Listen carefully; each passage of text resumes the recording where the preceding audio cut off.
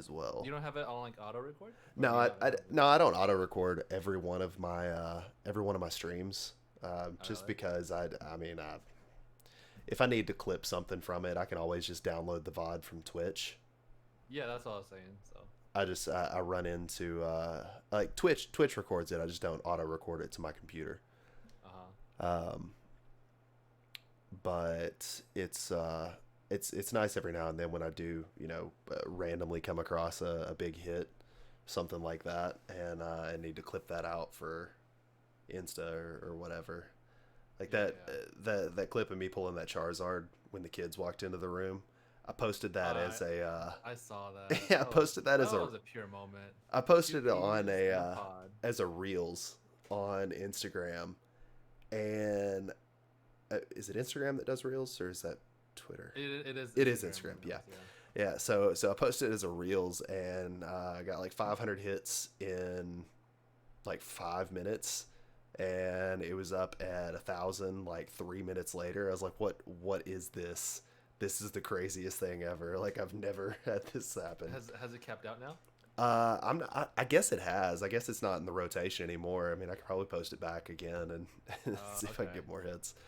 But hey, TCG's in here. What's up, man? Yo, I've never even found out what TCG Grading's real name is. I just call him TCG Grading. Yeah, I just call him TCG. I don't know his real name either. I guess Yo, what is your name? I guess we're not cool enough Introduce yourself. to actually know his names. It's okay.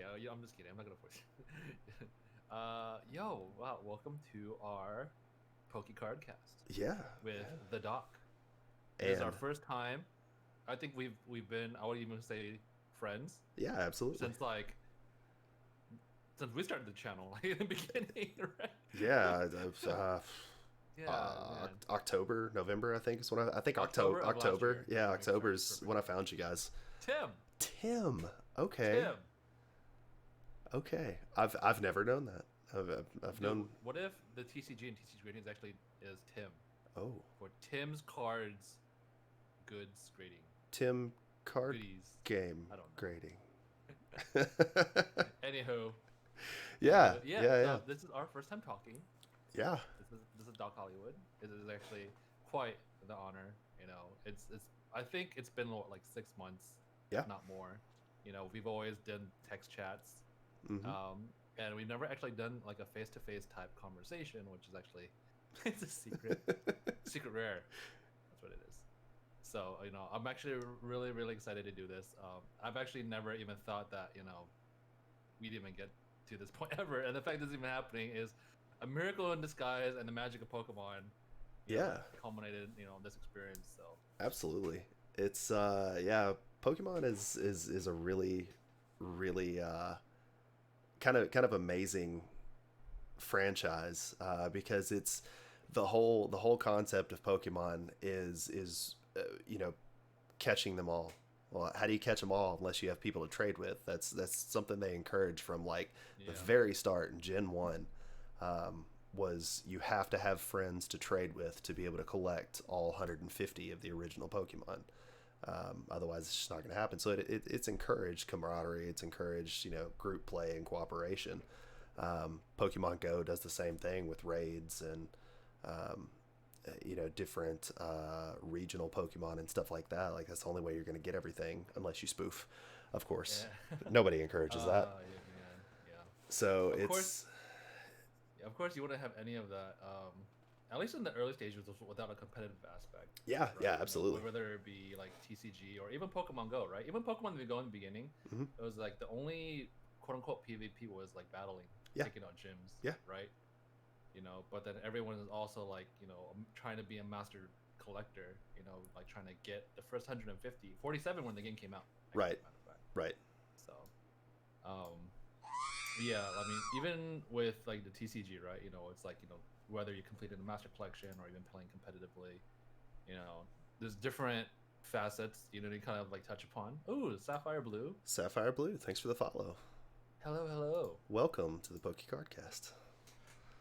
We're talking about random Pokemon stuff, Yeah. but I see that. But because we are calling this a PokeCardcast, I guess the main subject is going to be Pokemon cards for that Right. matter. Right. So, But I think you do have an agenda, correct? You Yeah, have yeah, some yeah, things to talk about. yeah. So we kind of had an agenda that we discussed on the front end, things that we both wanted to cover on here. And kind of the first thing that I was thinking of was just a general just state of the hobby. Like where do we stand as far as um, are we still sitting in a kind of a scalper's market, which the things have kind of been in for the last 6 months, really. I mean, it really got bad after Christmas, but are we still sitting in that where it's all about um, just all these scalpers going out and grabbing everything and people having to pay these inflated prices, or are we seeing more retail Mm-hmm. availability? Um, is it a good time for collectors to be getting involved and scooping up cards for master sets or personal chase cards, or those long-term investment cards? Like, where do things stand? So what's your opinion on that? What are you seeing out where you're at? We're in two different areas of the country. I'm south central and you're west coast, so we see Yeah. very very different things retail wise. Yeah. I think, you know, rather than just kind of like looking at things currently, I think it's important to kind of see where we originally started, Sure. right? Let's backtrack, like maybe like even a few months, 6 7 months, Sure. right? We started the channel, back in what, before October, right? I don't know when Logan Paul thing was, but I think it was right before the whole Logan Paul boom. Right. But Stacey and I were just playing the Pokemon trading card game, and like we walked into like a Target, before that whole boom happened, and we found product easily, like starter decks, or like walked into GameStop, found a lot more starter decks. We're like, dude, this is great. It's picked it up and went about our normal day. We saw other product there, all normal, right? But uh, fast forward, 1 month later, obviously we had, just kind of, paraphrasing everything in a nutshell, the whole Logan Paul thing happened, bringing a whole level of exposure to, the hobby in general, right? Sure. And, after that happened, everyone's like, oh, Pokemon is, the it hobby, right? They started, Pokemon demand all of a sudden just shot through the roof, as time kind of gradually went on. I think through September and November, we were still able to find products for the most part, but like I'm sure most of you guys still found like what Galarian Farfetch boxes, or even random like Johto boxes, and even Sword and Shield, like Elite Trainer boxes, but um yeah, it progressively got worse as it capitulated towards like Christmas, right? Yep.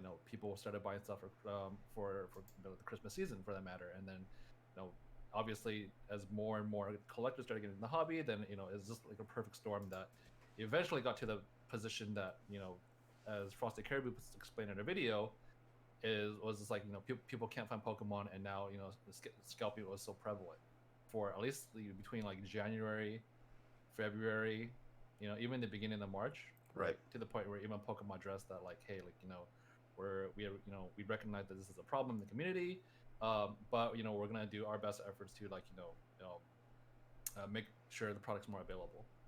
So, um, but yeah, I think I don't mean to ramble. I want to obviously clear the air for you, kind of think get your take on it. Yeah. Yeah. But Sure. for me, I think just kind of catching up to where we are right now in terms of like the state of the hobby, it's I feel like its nature is slowly healing. I do notice, and I'm sure you see this at least in our Perfect Rares Discord. People are finding product. Brody is finding product. Right. Jason's finding product. Everyone is finding product again on the shelves. There was a point where it was just not impossible, Yep. right? But obviously, there were measures that were implemented. All thanks to like the efforts of like Target. I'm sure they were working with Pokemon company behind the scenes, and they recognize also for the safety of like the staff, for that matter, and like the stalkers as well. To impose a an 8 a.m. morning type release every single week, so that way everyone gets scalpers are deterred, as well as people are able to pick up the product. So Sure. but there are other external factors that I see Pokemon has implemented to kind of also deter scalpers. For example, like Shining Fates, right? When Shining Fates was released back in February, was it March? February 19th. Oh man, yeah, right out the gate. I'm sure you remember, but like we were paying like 150 in ETB. Oh yeah, yeah. Out the gate, 3x right out the gate. Like it was insane, you know. And obviously, that's obviously it was granted it was a new set, but we all knew that it was a shadow set of Shiny Star V. Right. Shiny Star V is such a great set. There's so many big shinies in there, and even today it still holds its value as a really good set. Such a hype set, yeah. Yeah, there's a lot of chase cards in there, but in order for and I'm pretty sure Pokemon recognized that there was going to be a problem too. In terms of like whether it be scalping and whatnot or like market inflation, right? But right. In order to, but I feel like personally, I think that like sets values in terms of like their seal value is indicative of like the cards that are in the set, right? Obviously, the chase card was Charizard, right? But as more packs got open, we saw that the hit rate I think was 1 out of like 271. Mm-hmm. Versus like end up seeing like I think Rainbow Pikachu is like 1 out of 1,000. Yes. Right. And we see that the price disparity between like a Rainbow Pikachu I think we're holding around 300 to 400 versus a Charizard Raw which is around like 200. Right. So so because of that we see that Shiny Fates prices are obviously below the whole I think $100 threshold. What I think it's holding between like 70, 80, even upwards of 90, which isn't necessarily too bad. Right. But it's not terrible. They and they put like all of the big Shiny Star V promos in like promo sets. Right. Like Dragapult, Crobat, like the big cards. Yep. So I think Pokemon everything except Marnie. Exactly. Yeah, they even took Marnie out. Imagine if Marnie was in Shiny and Fates. Yep. Right? I think if Marnie was in Shiny and Fates, we'd still be seeing a $100 plus. Yeah. Yeah. Absolutely. So, but as of right now, personally, I think the hobby is healing. Granted, I'm not saying that product is going to be easy to find. It's still difficult, but I don't think it's as hard as it was. Right. You could put in the effort now, and I'm sure you'll bear fruit. Like coming out of it to try to get the product. Yeah. So. Yeah, it's. I don't know what your take is over there. It's a little bit different here. So. Around Christmas, I mean, I had no problem November, December getting product. I was basically stocking up for my son for Christmas. Like, I wasn't even really back into the hobby for myself at that point. It was just like, I may, grab me a couple of packs here, a 10 there, or something like that. I've still, outside of just a random stop or a random restock at GameStop one day, whenever they finally got my Shining Fates pre-orders in. That's the only time I've ever seen a Hidden Fates product in store. That is the only time since. It's like finding gold. Yeah, it's the only time since October I've seen a Hidden Fates product in store, and I managed to grab 5 10s. And I would have had 10, but they had a limit of 5. So I opened 3 of them, sold 1 to Brody, and kept 1 for myself that I'm keeping sealed forever. Never gonna open it. I'm letting that just be Schrodinger's Zard. Like, it's both in that tin and not until it's opened. So I'm just gonna leave it closed. But it's been kind of just bare since about the second week of January. You can occasionally go into a Walmart or a Target, depending on the city. Which, I travel for work a little bit up to the northeast part of the state. I live in the central part. So along that, 3.5 hour drive, there's probably 8 or 9 different Walmarts I can stop at, 3 or 4 Targets. Depending on the day and the location, you can find some random stuff like some of the V boxes, or... like a Champions Path boxes and stuff like that. Like, you'll find random stuff, but I've yet to see a store just really well stocked in months. And I went into my Walmart here locally, which I live about 30 miles outside of the biggest city in the state. So our Walmart's somewhat rural. It's not, just like, it's not a tiny non supercenter Walmart, which do still exist, like the one back in my hometown. But the one here, there hasn't been Pokemon product on the shelf in 3 months. And I even asked the store manager, I said, hey, what has happened to all the trading cards? Like there's no Pokemon. There's occasionally like a few random collection boxes for Magic. There's no Yu-Gi-Oh. There's no sports cards. No nothing. Like, what's happened to the display? She said, our vendor came in one day and she took everything off the shelf and we have no idea what she did with it. I'll have to ask her the next time that I see her. I haven't seen her in a while. And it's like, did the vendor just stop showing up? Are they showing up and putting product on the shelf and then taking their picture that they have to take, immediately taking the product down and stashing it somewhere else for somebody? Or are they just taking that display product and moving it from store to store, taking their picture that they have to? Like, what's happening with it? Nobody knows. I've gone into my local game store and asked them, like, hey, what's y'all's take on this? Can you guys get anything from a distributor? And he said, no, we can't order anything wholesale. Like, our wholesaler, we do Southern Hobby out of Missouri, and we can't get anything from them. Oh yeah. And he's going, and I'm fairly certain the guy that owns the store is going around, like, he probably has an in at all of the local retail stores. And I get the sense that he might be showing up as soon as the vendor gets there, grabbing everything and then marking it up 2 or 3 times and reselling it. What, in his own shop? Yeah.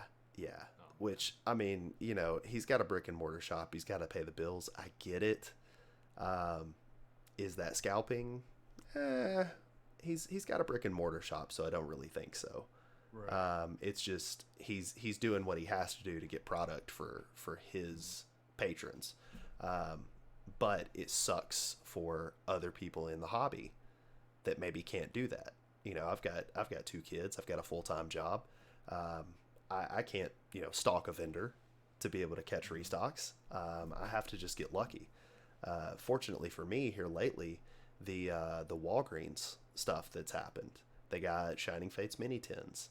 They started getting Battle Styles little promo blisters that have Charmander and Arrokuda, which, cool thing is, I found a couple of Charmanders that have nice little swirls on them. I actually found an Arrokuda the other day that had a nice little swirl. So Arrokuda. It's Arrokuda. Yeah, it's awesome.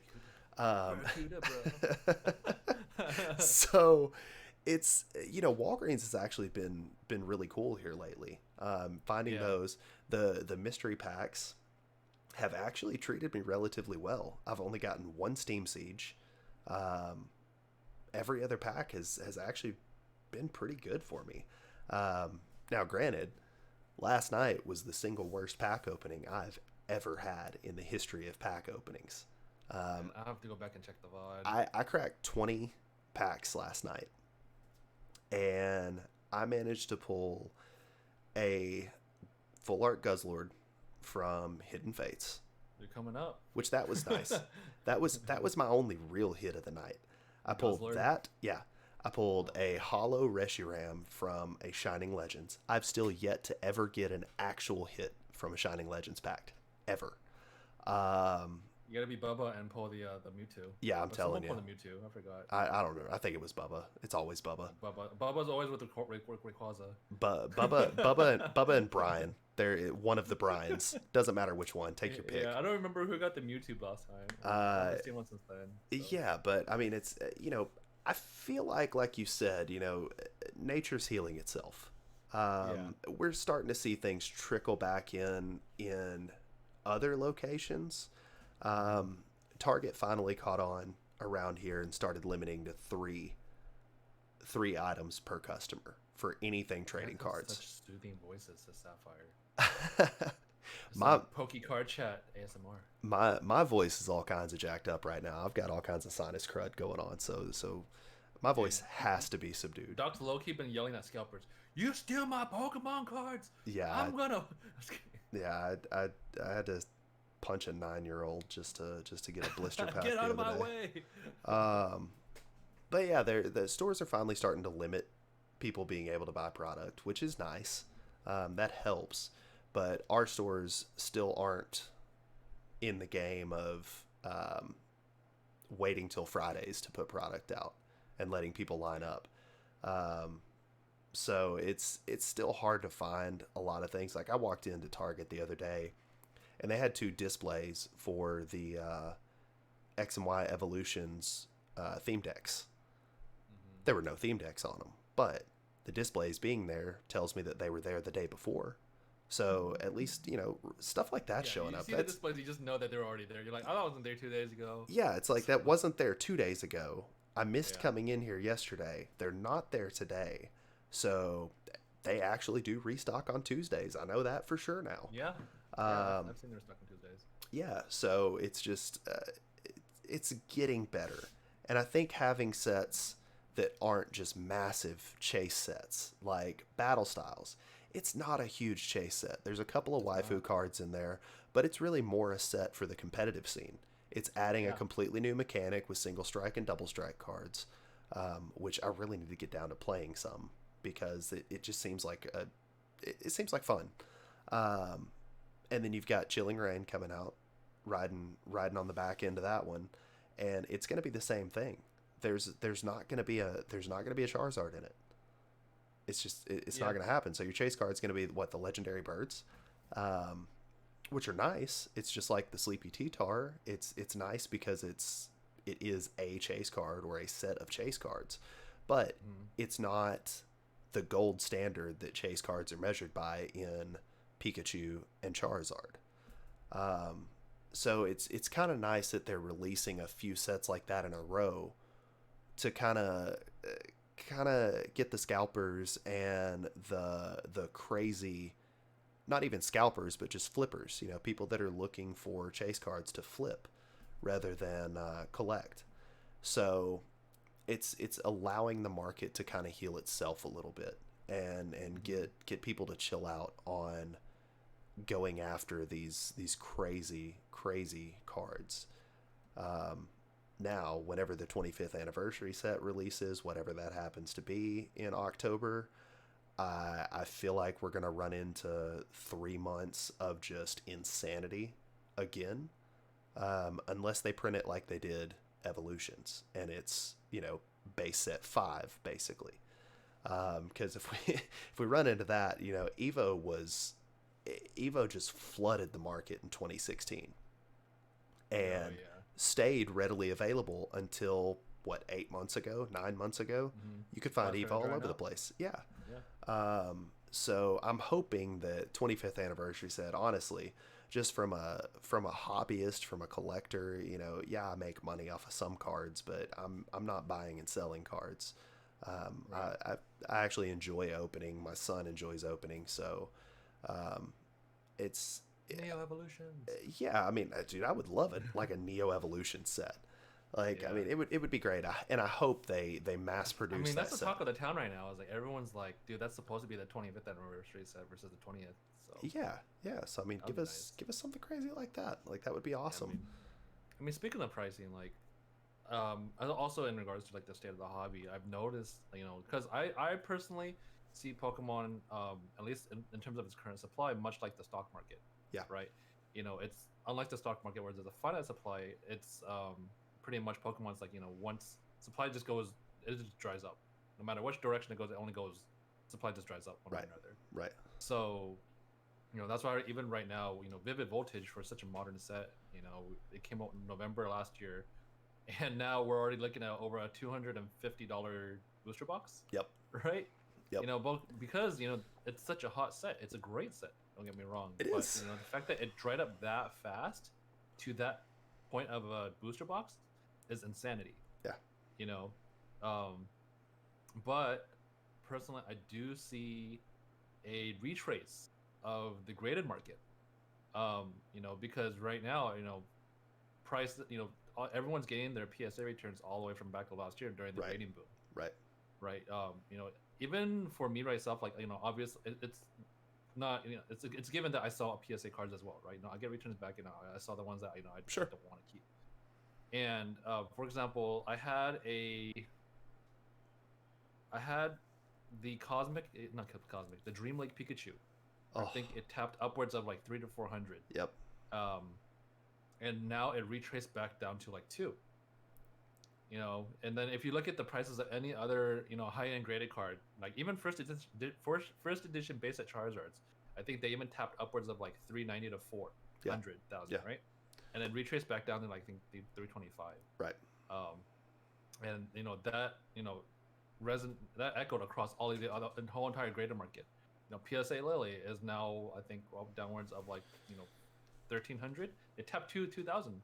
Right. And the same with like, you know, Mario Pikachu is upwards of like 7,000-8,000 for a whole set. Now it's back down to like 6. Yep. You know, so, you know, everything's kind of, I feel like it's kind of retracing backwards because everyone's trying to flood everything back. Even the same with like, you know, Charizards from Champions Path.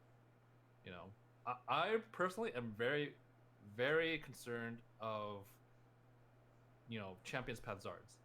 You know, because if you look at like the population report, you know, and I know, you know, everyone could, you know, agree to disagree that, you know, you shouldn't always be, you know, looking at pop reports, but you know, I kind of like to take an educated assumption that, like, you know, then the price is going to go down even further. You know, you look at the Evo Zard itself, you know, it has a very, very similar high pop report, you know, and it was a chase card for Evo, but after that whole, you know, XY era kind of phased out, you know, the price went down and it's still holding around like $300. Right. Yet, you know, the Champions Bazaar with the same exact pop report is around like $600. Yeah. So, you know, yeah, at there's one point, you know, right now there's just under 4,500 PSA 10s in the Champions Path. That's Zard. so much. Yeah. That is insane. Yep. You know, but that's just kind of like my personal opinion. Is just like, you know, I feel like once everyone's just kind of like over it, they're like, oh, you know, I'm just gonna like sell now, you know. But I think Sapphire's Blues is asking any news on special delivery Zard. Well, I did say this, but Jake made a video saying, oh, you know, special delivery Zard was gonna come in February with the release of Shining Fates, but obviously that didn't happen. Right. So, you know, as of right now, I mean, no one has a real final answer other than Pokemon Company themselves, but my assumption is, you know, they'll probably release it later on this year. You know, because it was included in the whole Vivid Voltage, like, you know, ETB set. Right. Like that little booklet thing. You know, so it was, I'm assuming they were planning to have it released there, but it was just so close to release of special delivery Pikachu that I don't think they would want to do it like, you know, consecutively, or at least that close. I honestly, I think they're trying to get the bot situation under control. Yeah, their website sucks. Yeah, it's so bad. You know, they added the little you know, like CAPTCHA or whatever to, you know, yeah, I'm not a thing, bot. Yeah. But that only does so much. All you've got to do is do that once on the page, and you can just leave the browser up at that point, and it doesn't time out. Like they've got to fix that. So I mean, honestly, I think they're trying to fix that before they release it, because they don't want a huge uproar in the community again. Like, I mean, I do commend their efforts behind trying to implement deterrences, but you know, I'm sure me and along with, you know, everybody else, you know, at least everyone watching, you know, have gotten blocked, and we're all just legitimately just trying to get product. Yep. You know, right? Like, I was trying to get the skateboard, and luckily I got it. You know, but when I'm trying to like even buy like a T-shirt, I'm just getting like blocked. I'm just like, dude, bro. Yep. I'm just trying to get a T-shirt. Why am I getting blocked? You know, and then you're just IP blocked, right? Yep. Imagine being a kid trying to get some product, and you're just getting IP blocked, and you're just like, what is this? You have no idea what it means, and you're just like, you know, it's not a good experience. Yeah. You know, so it's awful. But yeah, like you said, I think they are trying to, you know, get those screws worked out. You know, because botting is an issue. Yep. Botting is a major issue. Yeah. And the fact that like people are dropping hundreds of dollars, you know, for, you know, bots themselves, you know, it goes to show that they're finding ways around. They're finding lots of workarounds. Yeah. You know, it's an uphill battle. Yeah, it's. I mean, even like the stock monitoring bots, like not even the buy bots that people Yeah. have running right now, but just like you can see it. People have bots that monitor every major retail site and a lot of the secondhand retail as well, Hmm. just so they can notify people whenever that's available. Which I take advantage of that. Right. I've got the like Charmander or whatever on Twitter. I Hmm. follow him to know whenever stock comes up. Hungry Korean, thanks for the follow. Um, Oh, it's Steven. yeah, What's up, Steven? so I follow that, so I know when things come up on what is it, like Smoking Hobby or whatever it is. Uh-huh. Um, but uh, it's still like it's tough, because there's people like everyday collectors and people that do breaks and actual like like online retailers that need to they need to get these stock alerts so we can actually get things for our viewers, for our Hmm. patrons, for our kids, for ourselves, whatever. We need those alerts, but the scalpers and the botters are getting those same alerts. It's not like people who are doing Yep. a genuine service for people are Yep. only doing that genuine service for just the good people. The shitty people are getting it too. That's just how it works. Um, it's just what can really be done about that. And I think Pokemon's taking the right approach, like we talked about earlier. The printing a couple of sets that don't have just massive chase cards, um, eh, trying to combat the botting in some way, Yeah. acknowledging publicly, yes, there's a problem here. We're trying to find a way around that. We're hiring more employees. We are hiring um, more manufacturers to be able to produce more product. So they're acknowledging that there's a problem and they're trying to find a way to kind of stem the bleeding at least. Hmm. I don't think they're succeeding yet, but I think they're moving in the right direction. Yeah. Even just the threat of saturating the market, as we've seen over the last few months, is helping people kind of step back and go, wait, am I still going to be able to make money off of this? Like, because that's the whole thing. Scalpers, Yeah. they can dump thousands of dollars to get this product, to flip it and make two or three times that. But if they dump all this money out there, they have to get that ROI quickly or it's not worth it for them. Yeah. So if people are seeing that, oh wait, Pokemon's just going to print more of it, I'm not going to pay these rates. I'll just wait 2 months and then get it at retail whenever it starts showing back up in retail stores. You see stores like Target doing their thing with the Friday mornings at 8 a.m. So now people are going and camping out. You've got your Brodies of the world, your Brian O's, and several other people You that are call him out by name. oh yeah, I'm gonna call them out. Brodies and Bryans of the world. You got your Brodies and Bryans of the world that are going out there at midnight or 2 a.m. and camping out for hours on end, but Oh man. it's worth it for them, because they're not just getting stuff for themselves; they're actually grabbing things for other people in the community like us. Yeah. Um, you're seeing those guys and some of the others that we have in the community that are posting their hauls. They're like, hey, I've got extra of this. I'm going to do a break for you guys at retail. I'm not going to make money on this. So it's kind of nice. Yeah. There's we're like we've been talking about. We're seeing it heal. We're seeing the market heal itself. Hmm. It's just going to take time, and people are going to have to be patient, and not pay those scalped prices, Yeah. because And I think go ahead. that's what like Japan does something very very similarly. It's not like they do breaks and whatnot, Right. but I may have mentioned this, but like basically what they do in Japan to deter scalping is like when you buy something, they'll take the wrap around like the product off, Yeah.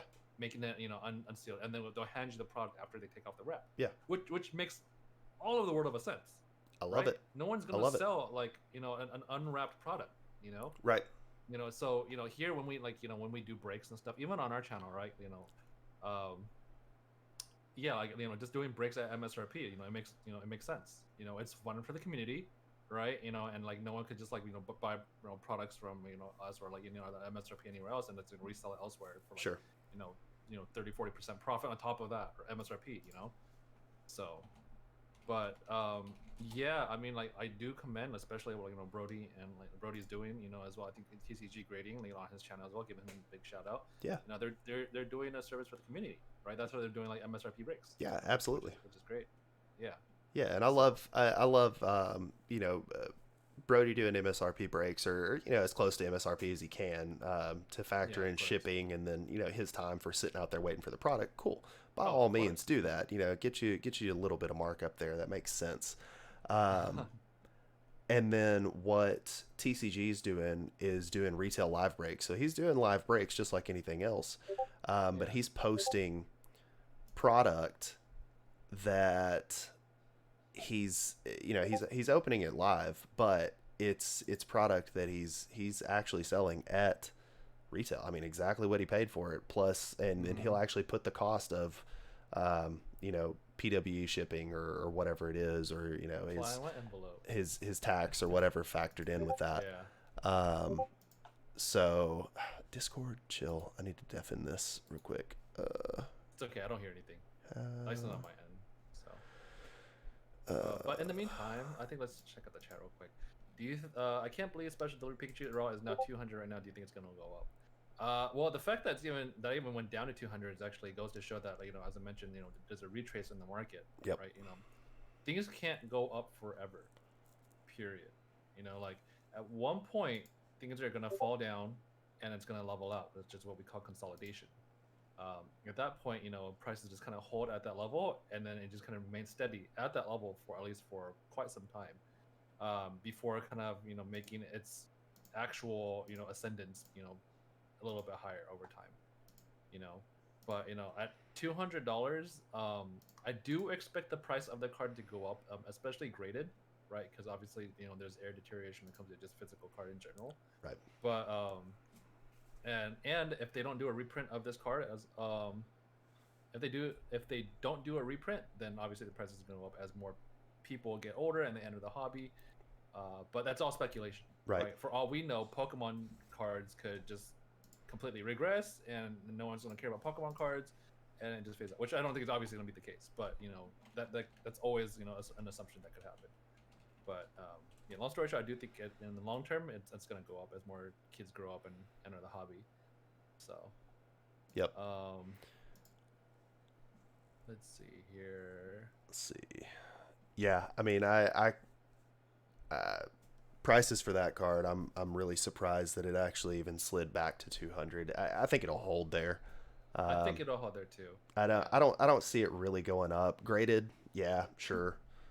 Because graded always goes up for. It's actually a really hard card to grade. Yeah, I mean it is. Like the one I had, dude. I sold one raw for 100 and no. What did mine go for? I'm actually curious now. Mine actually went raw for like $279. And it was horribly off center. And it had no swirl. It was off centered. It had no swirl, and it still went for $280. I mean, that's just insane. There's no rhyme or reason for it. It's like, I mean, it was a card that was kind of hard to get a hold of, but not really. I mean, there were plenty of people in the community willing to sell it at the cost of $20-25 to other people in the community that needed one, or just to give it away for free. I mean, because they got several of them whenever they were buying them on the website, because they're that was before there was a massive botting issue. There were still bots that were getting a hold of quite a few of them. People were getting like 6 copies of Special Delivery Pikachu. It was insane. But I mean, there was no limit on them, so it was very easy for people to just go in there, buy enough product to be able to get it, and just get it. But they might reprint it. It wouldn't be the biggest surprise in the world if they did. It really wouldn't. Just like because they have to do the Zard first, though. Yeah, they do, or people might riot. It's no secret that it's coming, and they're just like, Yeah. No news. Not that they're obligated to, but I do think it's funny that it's getting to a point that it's like, they look like they're trying to give a big middle finger to all the people scalping and botting and things like that. uh-huh. So it would not be a shock for them to do something like that. Like, Yeah. oh, this card that wasn't supposed to be just insanely rare, you're treating it Yeah. like it's, Like gold. it the first time it happened, it was a test to like how bad scalping actually was. Right. Not I mean I'm just gonna be completely transparent, and I've talked to other shop owners, that had bought an insane amount of just random product in general just to get like the special delivery Pikachu. Yeah. Like this one shop owner I talked to, I'm not gonna call him by name, but he bought like a bunch of mats. He bought like 20 Charizard mats Holy crap. from all separate orders just for special delivery Pikachu. And then he was reselling the mats, and then he was also like he also had a bunch of deck boxes and random other stuff because Yeah, sure. the threshold was so low. I think it was like $25. Yeah, 25. Yep. Yeah, and you just buy a bunch of stuff and random things, and you'll get it. So, but speaking on that special delivery Pikachu, I'm looking at the population report on PSA. At least I don't know if like CGC or BGS shows like the grades of these population reports as well. Right. But as of right now, I think what are we like 7 months in, 7 months in? There's only 310 PSA 10s. Yeah. Yeah. Which is really really small compared to how many got graded. Out of 2,100 basically that have gotten graded, 310 were got 10s. Only because it's so hard to grade. Yep. So in terms of the graded value, I think it's gonna go up a lot. Yeah. Yeah, I think sure. I think 10s especially will. And I think with PSA, and this will actually be a good segue into kind of our next talking point is CGC versus PSA and kind of what's going on with the graded market. I think with PSA going on hold and that kind of stymieing a little bit of the graded stuff from the end of last year. So like the special delivery Pikachus and some of that stuff, it's gonna kind of halt a little bit of that rolling back into the market for a while they play catch up. And still, CGC's still not at the level that PSA is, as far as like the amount of product coming into them. People are holding and waiting for PSA to open back up. A lot of people have jumped to CGC just so they can get cards graded so they can resell them for more. I like CGC. That's who I use to grade. Their slabs are nice, contrary to what most people think. I personally, I've had multiple CGC slabs. I'm like, dude, these are really nice. They actually feel a lot more smooth than the PSAs. Yeah, so they are solid. I mean, they are nice, solid, sturdy slabs. I've actually here, so I've got my Zard here from last night. I mean, they are. Wait for the stream to catch up. They are sturdy. Yeah, it'll catch up. They are. I mean, they're solid, sturdy slabs. They don't feel like they're gonna break. They don't come apart anymore, and they're just. I like the blue labels. A lot of people are like, oh, it just looks like it's printed on paper. Well, yeah, of course it's printed on paper. What do you expect it to look like? Do they? Do you know how they put? Is it like a snap together case, or do they actually put it together the same way as PSA does, where they sonic boom the case together? Yeah, I'm really not sure. I just know it does not come apart anymore. Their old cases were notorious for coming apart pretty easily because they were snap together cases. These, I don't know. They've got little arrows on the sides. You can kind of see when the light hits them just right. They've got these little arrows along the side, so it lines up perfectly all the way around. So I'm just really not sure. But PSA for me has just their standard has come down so far. Just because they're letting so many cards slide with a 10 that have no business being a 10. I was on the CGC forums the other day and looking at some people's submissions, and they were trying to figure out why CGC screwed them so hard on their grade. And they were like, look, here's my card. Like, centering is absolutely perfect. Like, take a laser level to this. It's perfect all the way around. Mm-hmm. and they gave me a 9 on my centering. Look at this Zard from PSA, and it's one that's like, I mean, it's almost a miscut. It's so bad, and they gave the card a 10, and it's like, there's no rhyme or reason for it. Like, it's just kind of, it's like my boss would say, it's cowboys and Indians out here. It's just like the Wild West. Like, people are just losing their mind. Drunk Zard. It's drunk Zard all over the place. Oh, yeah. And they're letting so many cards slide that that's why I chose to go with CGC. It wasn't just that CGC was cheaper and that turnaround times were a little better. Granted, that's a factor, but I was just seeing way too many cards get 10s, and it's like, look, if I get a 10 out of this, I want it to be a 10. I want this card to be perfect. Yes, I want that true perfect 10. Yeah. I don't just want a pristine 10. I don't want a 9.5 or a mint 9. No, I want a pristine, perfect 10. I want that Beckett Black Label. That's what I want. But I want it from CGC because the perfect 10 gets this nice gold border around the number instead of the black border that these have. So it's so sexy. So why do you go with? I mean, since both of them do provide subgrades, why come you go with CGC over like BGS? Especially since BGS have like the black labels and stuff. Yeah, cost. It's and I mean cost and turnaround time. It's just I like that I can get an express order back in from the time it's actually received until it's back in my hands is less than 20 days. Now, granted, and that's takes us like 3 months. Yeah, that's just an express order. I could do a walkthrough order and have it back in a week. Yeah, I mean, if I envious of that turnaround time. Yeah, I could send something as a walkthrough. The turnaround time from received to finalized, imaged, and shipped is 6 days. Dang, that's so fast. Now, when you send something, even with it marked walkthrough or express, it still might take them 2 weeks from the time it's delivered until it's received in their system, just because they are kind of backed up on that stuff. But it's still worth it to me, you know? Yeah. Because it's so much quicker. Like even a standard order right now is only 31 days turnaround time from the time it actually gets received in the system.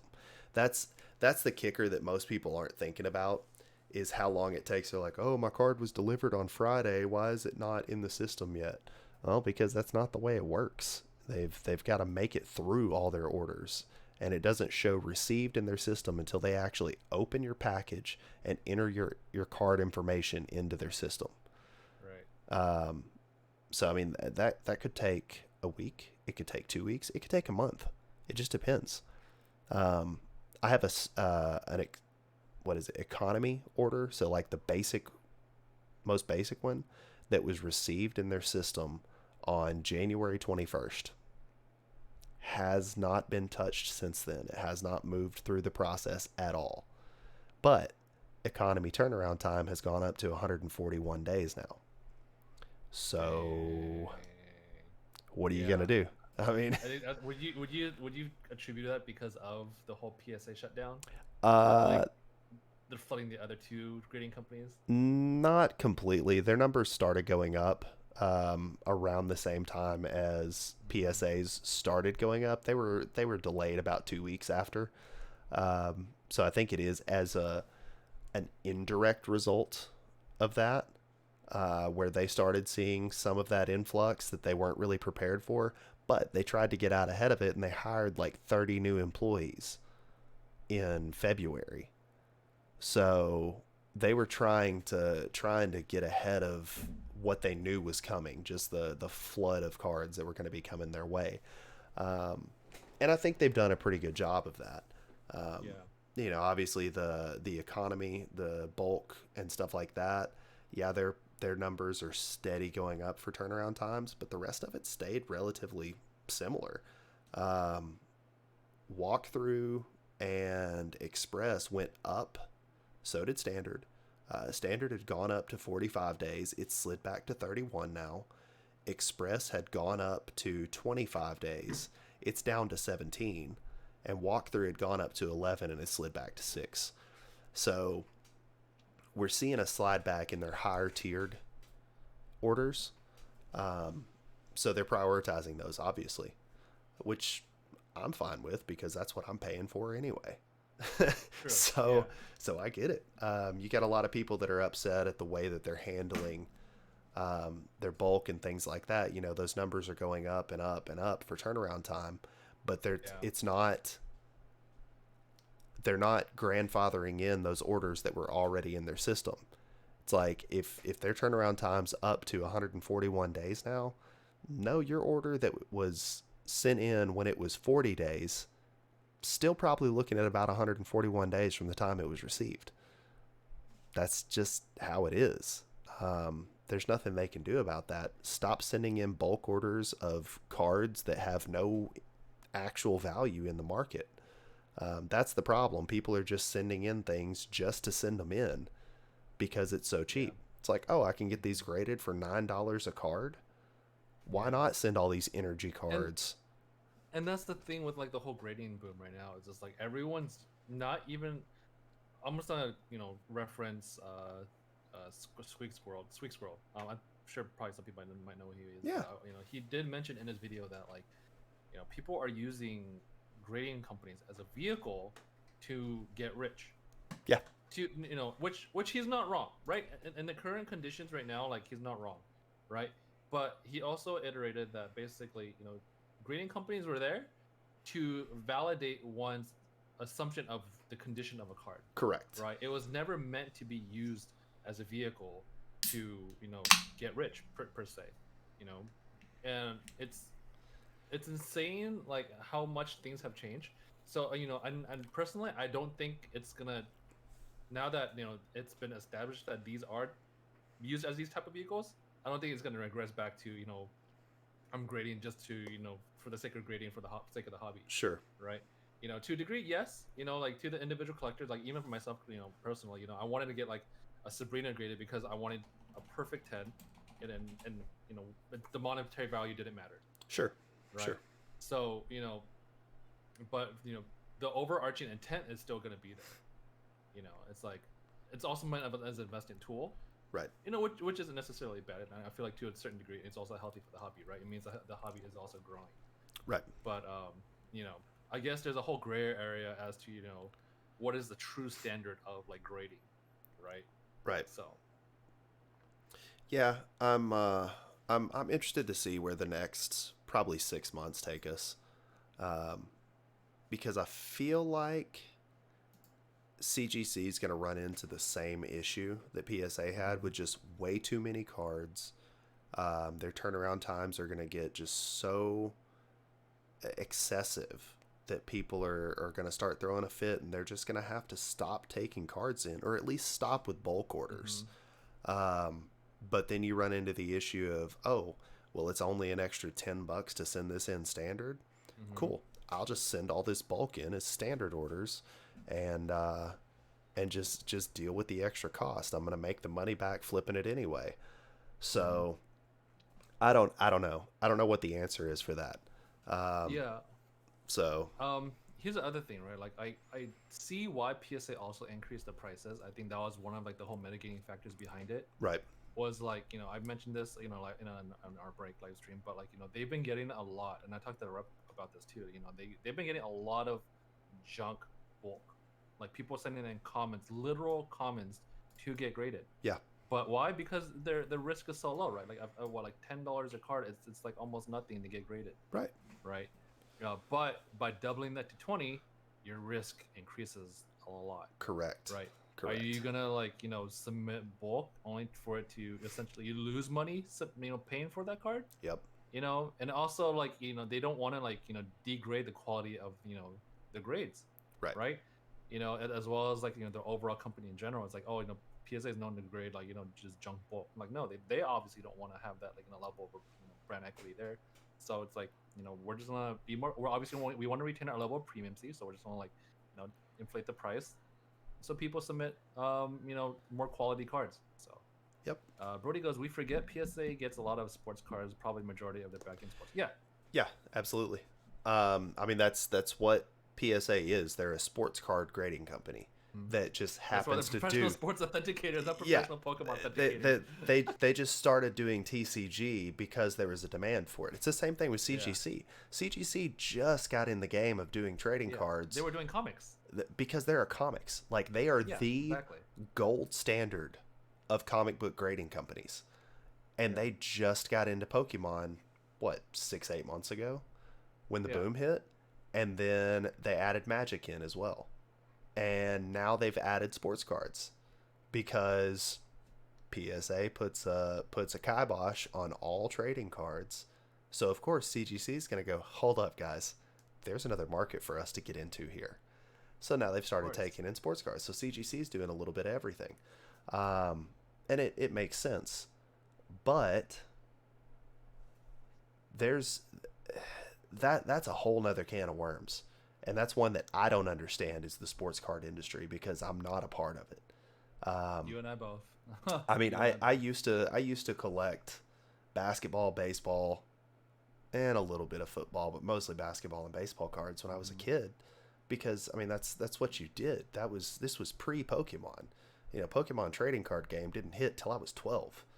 So, like you and I are pretty close to the same age, if not the same age. Hey, Um, Sage Rookie, hello. so hey, what's going on, guys? Um, so you know there was years and years before that the thing to collect was basketball cards and baseball cards. Oh yeah, I And remember that. I had just a crazy massive collection. You know, I have a buddy that his dad had this like trophy room at their house that had all this baseball memorabilia, and he had all these like Nolan Ryan rookie cards and autographed Cal Ripken cards and stuff like that. Mm. And it's looking back on that, those were insanely valuable at the time, but looking at the trading card market right now with sports cards just blows my mind because these are modern sets, like current players, like people that have just been in the league. They're either rookies currently or they've been in the league less than 10 years. Like they haven't even really proven yet that they're future Hall of Famers. Like they haven't been there long enough for that. And those cards are going for just insane amounts of money, $3,000, $5,000. Like these packs are going at like 5 to 10 times what their retail cost is on the resale market, and I just don't understand it.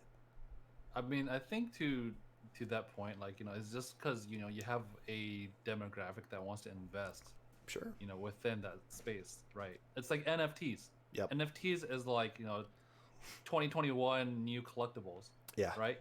Yep. And for you guys who don't know what NFT are, what you guys don't know what NFTs mean, it means like non-fungible, like tokens or something like that. But essentially, it's a digital asset. Yes, it's a digital asset. I'm putting it even more in layman's terms, but it's like owning a JPEG, and you own, like, for example, the license to that JPEG, right? This is my picture. I own it. You don't. Yep. So if I want to sell it to you, you have to give me money for it. You know, and Logan Paul is a prime example, right? He had NFTs in his last break of his like digital cards, right? That he sold, I think the black label one, whatever, for like 15 grand or something. Stupid. Something that's something that's literally not physically tangible, yet it sells for that much cash value. Yeah. Why? Because he's literally iterated that it's more an investment in him that he's gonna be that much bigger in the future. You know, so I don't know anything about sports. No, it's okay. That makes two of us. I don't know anything about sports either.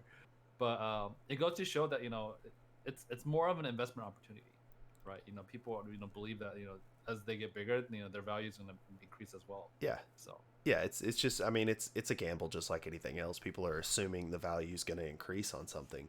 yeah, It's just like with modern Pokemon cards. Everybody's assuming that the shiny Zard is not just valuable now, but it's going to be super valuable in the future because yeah. previous Zards have maintained or increased in value.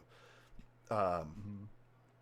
But I think we've hit this really unique place with not just Pokemon, like you said, with the stock market, where so many more people are starting to pay attention to things like that. 2020 was a year that just turned everything, like turned the world upside down with a pandemic. Literally. And people had to find something else to interest them that didn't involve going out and doing something or having something physically in their hands to be able to enjoy it. So you had more people than ever getting involved in stocks, more people than ever getting involved in cryptocurrency. I was the same way. You know, I started like it took the pandemic to make me start really paying attention to crypto. Which I wish I had done so when I was in college. Honestly, and I had buddies. Who would have known? Yeah, I mean, I had buddies. Who would have known?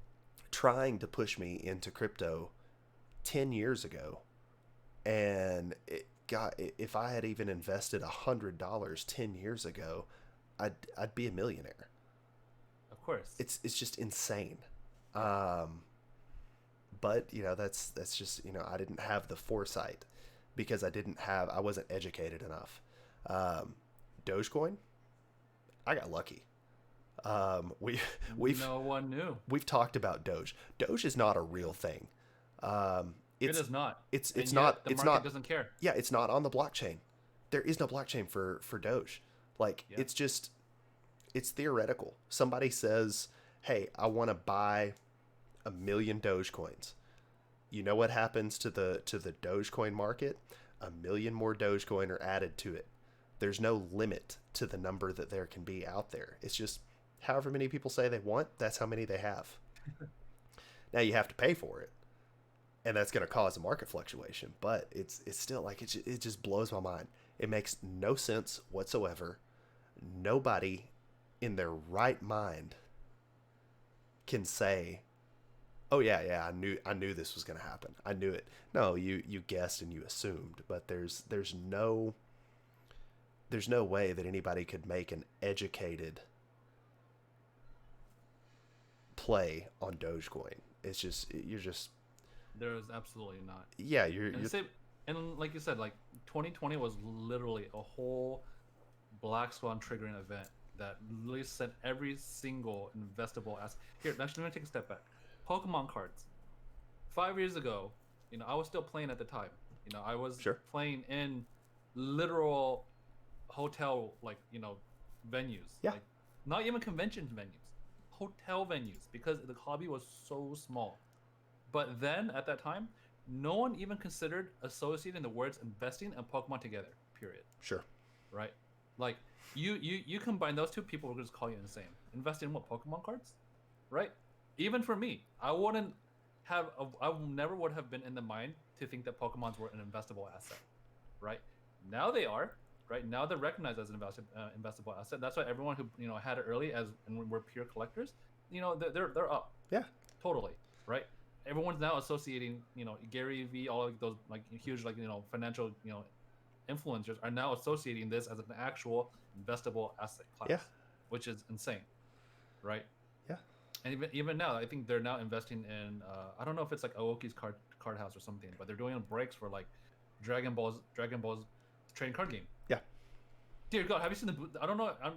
I don't know if you're a big Dragon Ball, like, you know, fan, or even if you follow that market. Yeah. But it's following the same trajectory as Pokemon. Yeah. Booster boxes are over like $1,000 right now. Yeah. For Dragon Ball. It's insane. It really is insane. And what's funny is I actually got into the Dragon Ball Super card game a few years ago. I have a friend that her and her now husband, we actually met. She's one of my best friends.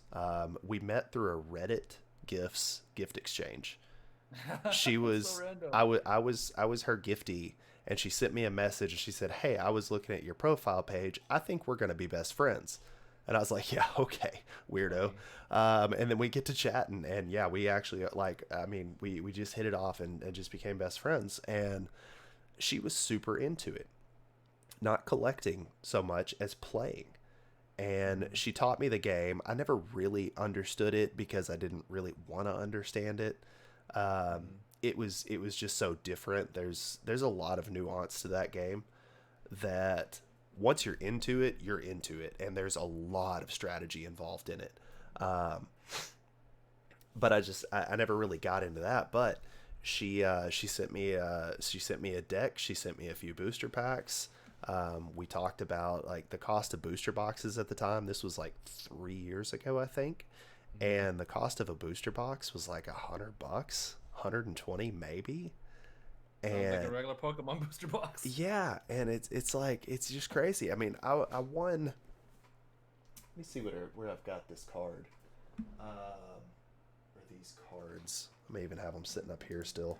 So I entered this thing on Bandai's website for a giveaway they were doing, where you could win it was a Digimon and Dragon Ball Super I giveaway. think you mentioned that, yeah. Yeah, so I've got somewhere. I know where I've got the Digimon. I just don't know where I've got my Dragon Ball cards. But the Digimon, I mean, I got this really cool folder that it's the promotional pack version 0 special edition. They gave away like I think 3,500 of these. I saw that. That was cool. And it's got all the like starter, like all the main Digimon. And I also got like a Super Saiyan Blue Goku and Super Saiyan Rose Goku cool. Black Yeah. promos with it I think as well. Bandai is starting to be like, the premier like card company. Yeah, like I mean they're putting out recognized. some really cool stuff, but it's kind of crazy watching not just Pokemon but other. Oh, here they are, actually sitting underneath something else.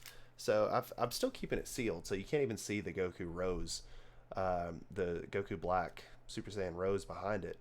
But I mean they're cool cards. Like if you're into Dragon Ball at all, like the cards are actually really well done.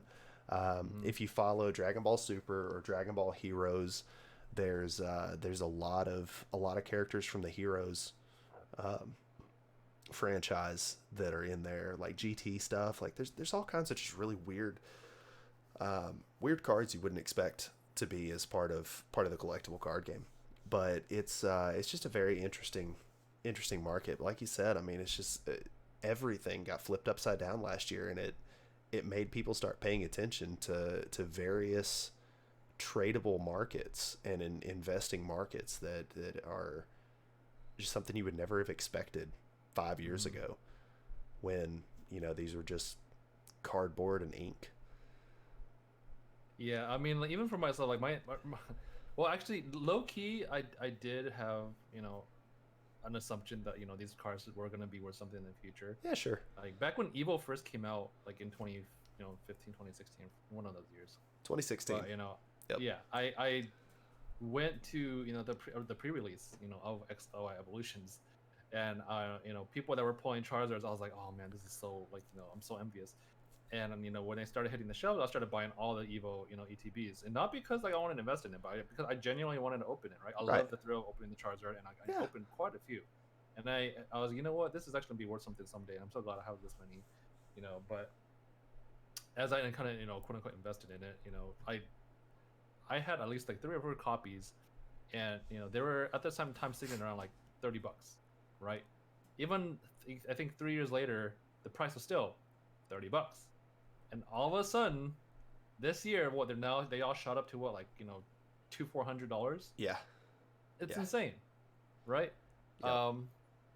And same with Evo boxes. I don't know if you guys watched Alpha Investments or Rudy for that matter, but everyone's that doesn't watch the channel knows about Rudy's bathroom, right? He saw like Evolutions was such a crap set for like years, and he has a whole bathroom full of cases. To throw it back there and just let it sit. Yep.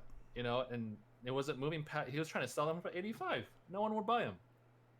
85 is basically distribution pricing. At that time. Granted, now things have changed, but like it's like it was now look at the price now, $1,000 a booster box. Yeah. Who would have thought? Yeah. That's what just you nuts. call like going to the moon, quite literally. But Absolutely. I think going into the future, it's like now everyone's all ripping Evolutions. Yep. It doesn't make sense to open Evolutions, but it's fun, right? Yeah, I mean, there's only a handful of cards from that set that are even worth opening for. The Zard being one of them, the Reverse Zard being the other. I mean, that's pretty much it. That is pretty much it. I mean, same with Generations, right? Like I think I mentioned this too, but like there's nothing even at a PSA 10 that justifies the cost of the ETB at all. Only because it's only the price it is now because it's just a sealed product. Yep. And that's all it is. It's just a sealed product. That's all it is. Because like Generations actually has. I mean, some of the cards from Generations are just amazing. Yeah, they're phenomenal. I've got shy of I think 4 cards. I have a master set of Generations / the Radiant Collection, and I could get those 4 cards together for under $50. You're not wrong. Yeah, you're not wrong. I'm not messed up about completing it. Yeah. I probably should, but that set for me is not about getting the master set so I can resell it. I happened to nearly get a master set throughout the year of 2016 just from doing the Generations collection boxes, the mythical boxes, because I love so many of the mythical Pokemon. I wanted those promos, and then it just got to be a thing where I was getting the promos and you're getting the packs that come along with it. So then why not just keep doing it until I can get as many of them as I can? I mean, I've got a few of the 20th anniversary plush sitting up in my closet. I think I've got a Mew and a. I remember those. Yeah, those are cool plushes. I've got the Mew and the Darkrai still sealed. Like, I haven't opened them. They're still sitting in the top of my closet. That's cool. I opened the Pikachu and gave it to my kids, but I refused to open any of the others. But I've got like a spare Generations Zard, like the throwback like Zard with his trainer. The Radiant Collection one, right? Yeah, the Radiant Collection one that I posted in Discord the other day. Like, I've got a spare one. I saw that. It was sitting in a backpack in my garage under a box. Like, I'm surprised that the card wasn't completely trashed, but it's actually preserved well. Outside of the back of it, none of like the water damage got in. No the moisture. No, none of the moisture got to it. I mean, outside of some scuffing on the back edges and stuff, like it's a good binder card for somebody. But I mean, I had a whole probably 7 or 8 of those whenever I went to Worlds in 2018 in Nashville, which holler at that little Pikachu back there, the Nashville banjo playing Pikachu. I was cosplayed as Red from Ultra Sun, Ultra Moon. The older. I think I saw your photo. The older trainer. Yeah, with me and a couple of buddies. So I was just handing out cards, like cards that were Pokemon that Red had in the Christmas games. Doc. So Santa Doc. Yeah, so I mean, I would, any kids that came up and, saw me, or if I just saw, random kids walking around, I'd be like, hey, I'd ask their parents, hey, is it okay if I give them some cards? They're like, yeah, sure, absolutely. And I would just fan out just a handful of Radiant Collection and Generations cards and being like, all right, here, I'd flip them over so they couldn't see which cards they were grabbing. I'd be like, all right, pick out 5 cards here. These are all my Pokemon, like, have at them. And before I left, I gave one kid that was waiting to go in with his parents. He was kid in a wheelchair, and not that matters or anything, but he's just like sitting there with his parents and looked like he was kind of bummed out about something. And I was like, hey buddy, like, you like Pokemon cards? And he was like, yeah, but I don't have that many. I was like, oh, well, crap, okay. So I reached into my bag, pulled out a stack of probably 80 or 90 cards, just set them there in his lap and said, here you go, buddy, have at them. So, I mean, looking back at it, man. Good guy, Doc. Looking back at it, like, I probably gave the kid like $300 or $400 worth of cards in today's value. But at the time, it's 2016. Like, those cards were worth nothing. Like, almost nothing. So it's just it's crazy how things have changed in just 5 years. I mean, I never would have expected Pokemon to be what it is currently. So I think everyone will also want to like have this in the back of their minds. It's like, at this point, given the current state of the hobby, right? Being how prices are inflated, Yep.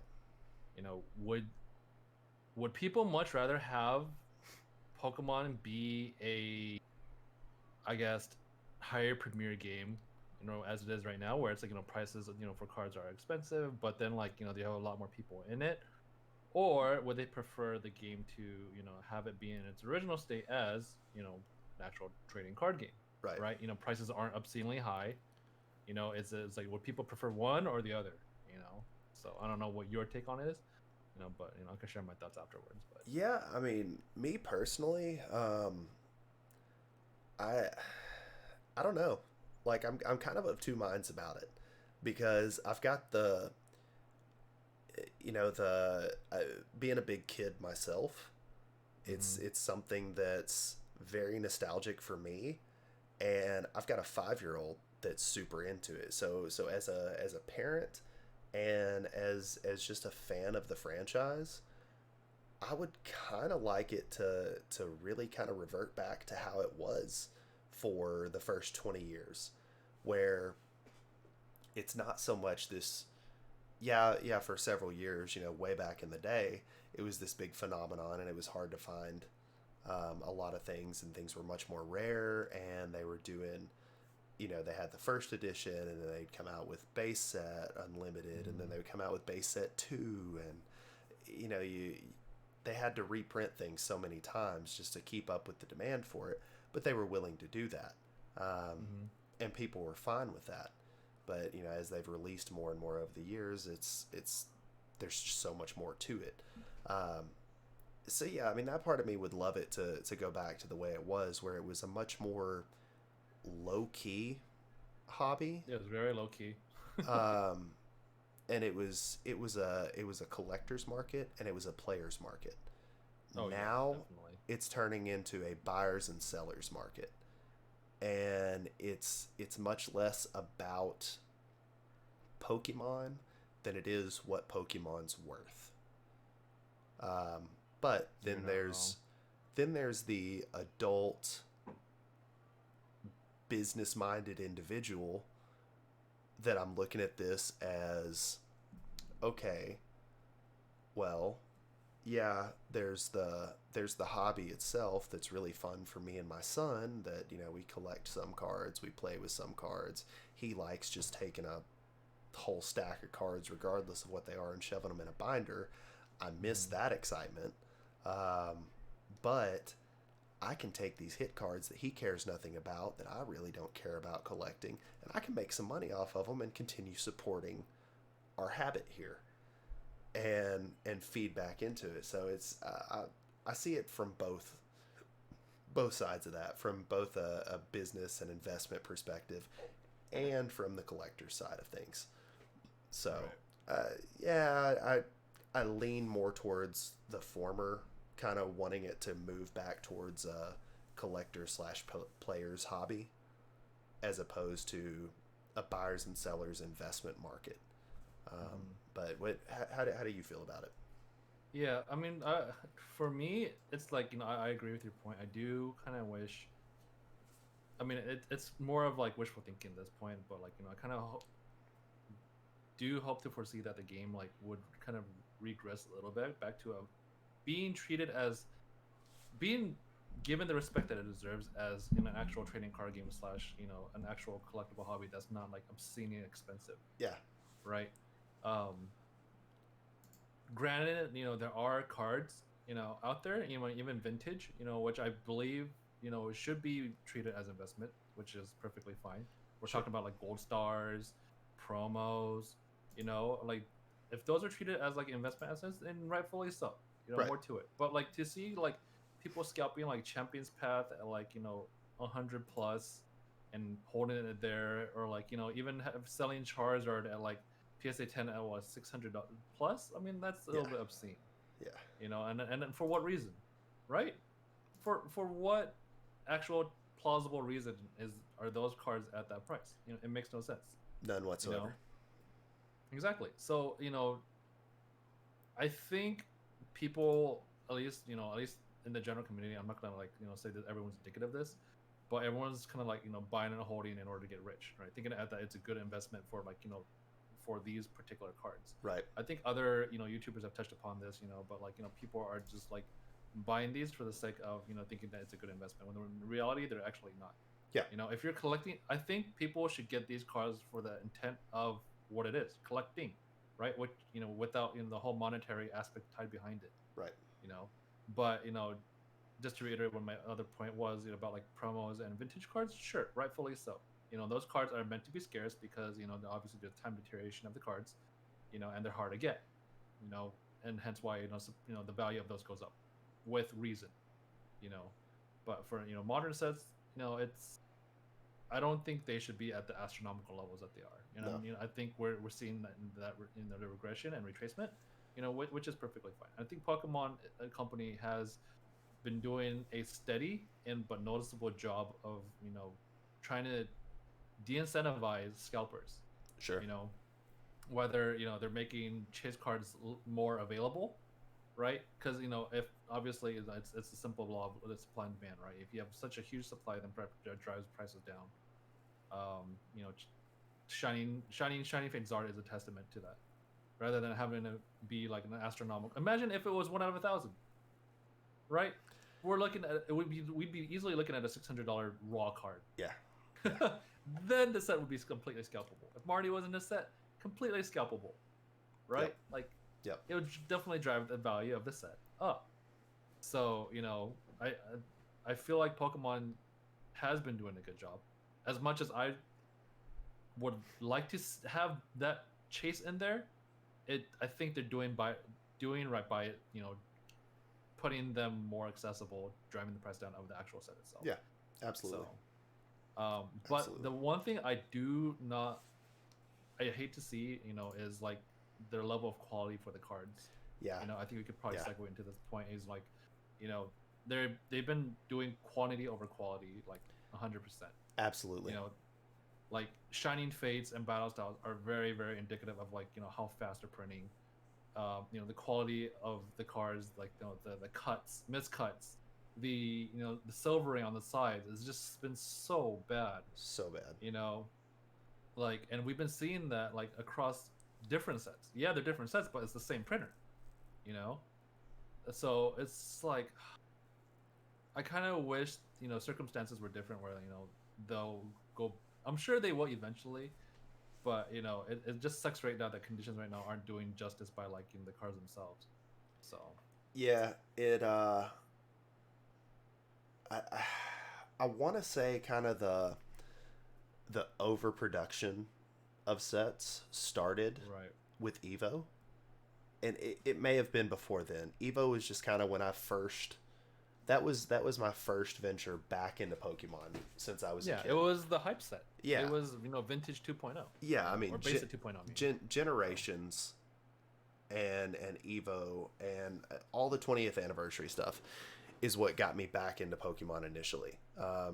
And I collected for that entire year, and then just kind of fell back out of it, and I was like, all right, cool. I got a bunch of stuff. I got better things to spend money on now.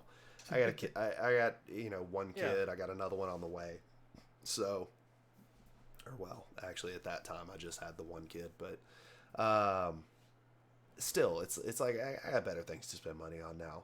So I stepped out of the game for a while and then got back into it. So really, my experience with Pokemon cards just goes back for the last 5 years. So miscut. All the printing errors, things like that. Like that's just kind of common for me. I'm used to seeing that now, and I kind of think that's just where we're gonna be with English sets, at least. Japanese sets, that's not really an issue. The quality is much higher. Any misprints with the Japanese sets? No.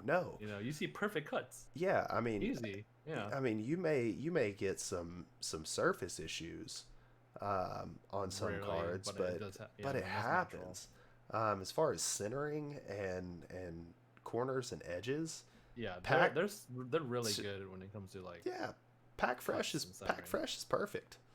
Yeah, I'm less worried about it like hitting a 10 than I am the English sets. Yeah, I mean my Japanese cards that I sent to CGC all came back as 9.5s, but the problem with, I say it's the problem with CGC, but it's really not a problem. It's just the difference with those is CGC, if you don't have a 10 for centering, you will not get a 10 on the card. You won't get the 10. No, they will not grade that card a 10 unless centering is a 10. Oh yeah. So if centering is even, like, it has to be absolutely perfect. They don't have a 60-40 lean on their centering. They don't even have an 80-20 lean on centering. Like, it has to be perfect for them to give it a 10.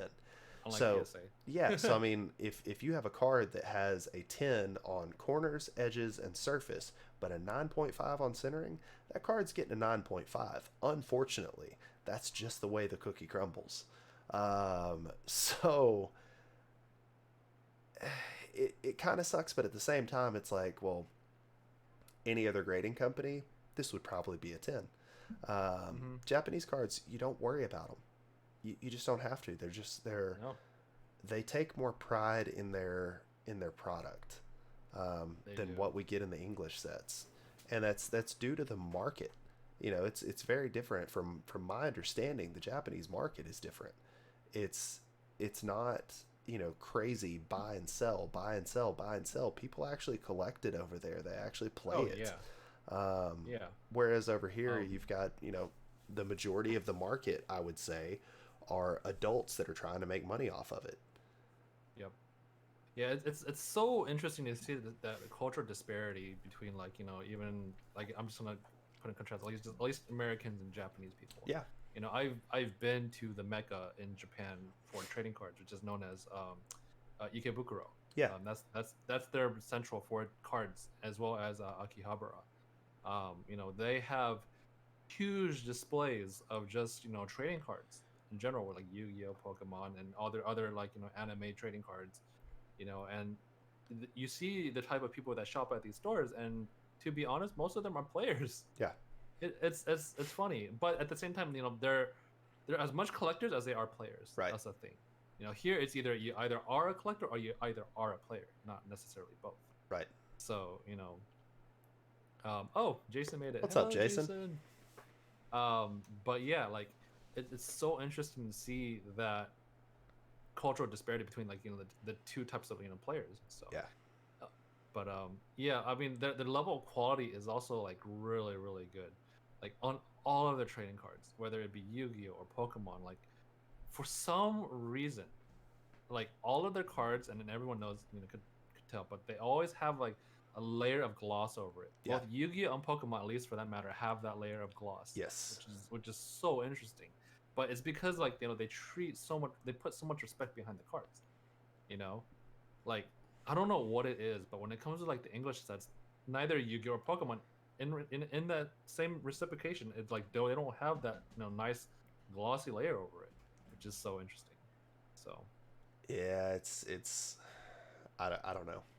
I don't have any real insight into that. Yeah. Because I don't know the process that the manufacturers have in both places. I don't know what's different or why it even has to be different. Yeah. Like, why can you not have an identical process between the two? Or why can't you just produce the cards all from the same place? There's a thought. I mean, in a perfect world, that would be the ideal type situation. Yeah, one production facility, or one set of production facilities. A Pokemon Gigafactory, right? Exactly. Why can't we have a Silphco that's producing all the Pokeballs for the entire Pokemon world? So I don't know. Yeah, just... I mean, from working at a Japanese card game company myself, you know, right? Like, most people know, I worked at, you know, Konami, and, like, you know, I've been to their headquarters, you know, when they actually do where the magic happens, you know, where they produce cards, and, like, the mentality is, you know, they're all about the highest level of quality, right? If there's any hint of, like, disservice, then it's just a complete no-go. Yeah. Right. You know, they go through layers upon layers of approval, of QA checking and stuff. You know, like, they're all about quality, of delivering the best quality product over delivering the most of a product. Sure. right? Here, like here, we're all about trying to solve problems. You know, we're always trying to chase a solution. Yep. And our solution here is, you know, to print a huge quantity, and that's why we, you know, detract from the quality of a product, Sure. right? There, you know, even when they had a product deficiency, you know, they had an issue, you know, years ago, but eventually they end up solving it, but not at the cost of the quality of the cards, you know. So it's like, you know, why can't we do that here? Which Yeah. is, you know, quite It's interesting to see. and So and like you touched on earlier, it's a cultural difference, yeah, and it's very unfortunate. But I mean, uh, that's American capitalism for you. It's just produce as much of it as you can, so we can make as much money as we can, and to hell with the quality. As long as it's passable, it's good enough. Um, yeah. because that's the way things are over here. Is as long as it's good enough, that's good enough. They nobody expects anything to be perfect anymore. That's just it's the standard has fallen. It's like as long as the masses are buying it, who cares? You know, charge what the Oh market yeah. will bear, produce what we can get away with producing, and you know, if there's a little bit of sand in our ground beef, then that's okay. There's That is acceptable okay. amounts of that. Yeah. Um, Um. so it's yeah, it's frustrating, but that's just you know, that's why I love my Japanese cards that I do have because Mhm. they're just like they're just that much nicer. You know, that Steven that I have, the promo, Mhm. uh let me see, where is it? I think it's like Sapphire a goes, I will always choose the Japanese card over the English version, even if it's not as expensive here. No, and to that right. You know, yeah. Japanese cards have noticed every single time we've ever done like openings on, like, you know, in general, like the quality is just like so good. You know, you see the groove, you see the level of detail, like versus like the English sets. You know, Yeah, I like mean, it's like English Chinese art versus like Japanese Chinese art, night and day, right? So yeah. So I mean, like this card, you'll see it when it catches up in a minute, Sam. But um, Pokemon Center Emerald Break Box. It's an X and Y break promo of Steven. It's just a that's gorgeous cool. card. I like You know, that. and they redid this art on an English full art Steven, but the background is a little bit different. The texture is completely different. Oh yeah. Um, and just this card is just beautiful. It's perfect. Um, Same thing with my Sabrina suggestion that I have. I Hey. love your English 10, but I like my Japanese 9.5 better. I just do. Hold on. I need to look at it real quick after I catch this up. It's just such Yeah, a so good. fantastic Yeah, card. it is. And uh, yeah, it's just I like And that's why having I kept my Shiny Star V Charizard over the English Shiny Fates one. yeah, You know, it's just it's just like it's just like the level of detail is just so much it's noticeably better. just better. So And you don't run into something I've run into with multiple English cards now, like with my uh, Darkness Ablaze Charizard that I pulled. uh huh. That was so disheartening. I pulled that card, and it actually has damage Oh, to I saw that. I the remember that. card Yeah. in three Oh different yeah. places. How I does that have happen? another rainbow rare that I pulled recently that there's actually a scuff on the card directly Was it out the of the Dark pack. Rare or the Zard? I don't want to say which card Oh. it was because that will actually never mind. It's gonna sell anyway. I don't care. It's the Zard. It's the Reshi Zard that I pulled. There's actually a Yeah. scuff on the surface of the card. Now you can't see that unless it hits the light just right. But Hmm. when you hit the light just right, you can clearly see that the foil pattern on there is scuffed. And that's coming from the manufacturer. You will not see that with a Japanese card. Nope. It's just not Not going at to all. happen. Yeah. Um, Sapphire goes, my PSA 5 Koro Mew still takes my breath away how pretty it is. Yeah. yeah, Um, I helped grade her Mew, and, you know, when I looked at it, you know, yeah, there might have been like minor whitening here and there, but like they graded it so hard down. yeah, That's the thing though. It's just like for me, it's like if I'm afraid that it's gonna get any less of a 10, then, you know, I'm just not gonna grade it. yeah. You know. Like I don't. I mean, as much as it'd be nice to tell me what the grade is, I'd much rather just keep it raw and just appreciate the card for what it is. Yep. You know. That's my Reshizard. The reason I'm selling it raw instead of grading it is because it's not going to get a 10 with CGC. It's just not. The centering is not perfect on it. There's some surface damage to it. The absolute best I could get with CGC would be a 9. Would it get a 9? Probably. But it's worth just as much for me to just sell it raw and let somebody else take the chance with PSA. Yeah. And get a better grade on it. I mean, you only exchange your hands once, so they have a pretty good shot. Exactly. So, exactly. But I think as we're winding down to the second down here, I think some people might want to see a pack battle. Yeah. I don't know if you want to, if you still have, I don't know if you saved some packs from yesterday. Yeah, I saved 3 packs of Shining Fates. So we could do Shining Fates. So I still have, I think I opened a tin on Thursday. But I still have packs from that tin that I traded Brian O. Yeah. So maybe if I get a Zard in here, I could be like, hey Brian O. Look at my guy. I'm just kidding. Yeah. So I've got, I have a Zard, a Dragapult, and a Corviknight.